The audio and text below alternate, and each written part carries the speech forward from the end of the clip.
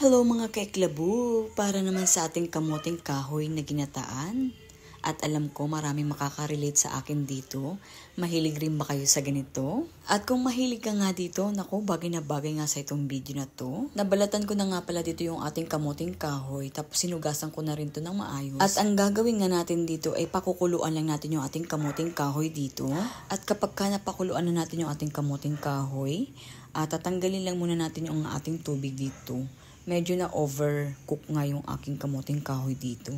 Mas maganda sana yung hindi masyadong na overcook yung kamuting kahoy. Yung medyo matigas pa. Pero lutong-luto naman ha. Dito nga sa aking kamuting kahoy para nagkalamog-lamog. Sinet aside ko muna yung ating kamuting kahoy. At dito nga sa ating kawali, dito ko na rin nilagay yung ating coconut milk.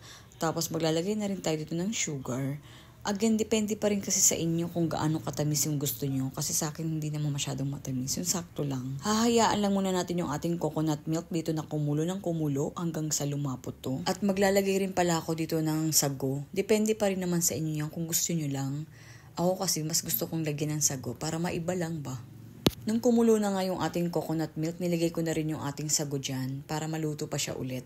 Tapos, sinunod ko na rin nilagay yung ating kamote dito. Pero kasi nga, diba, sabi ko nga sa inyo, medyo na overcook yung aking kamuting kahoy dito. So, ang gagawin natin dito ay sandali lang natin siyang ibababad dyan sa ating coconut milk kasi baka nga malusaw-lusaw naman yan.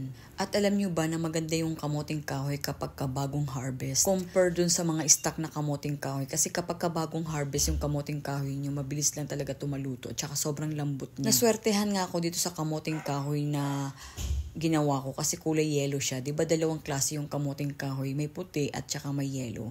So nakuha ko nga tong kamuting kahoy yellow, maganda as para nga sa akin na mas maganda talaga tong yellow compared dun sa puti. Ewan ko ba, mas gusto ko talaga tong yellow na kulay ng kamuting kahoy. Yung puti kasi parang wala masyadong lasa compared dito sa yellow na kamuting kahoy. Medyo may lasa na yung kamote, medyo manamis-namis ang konti. O diba, ganun lang kadali ang paggawa ng ating kamuting kahoy na ginataan. At baka hindi mo pa nga na-try to, kaya try mo na rin. At ito na nga po yung ating kamuting kahoy na ginataan.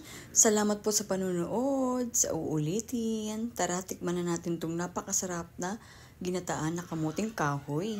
Yum yum!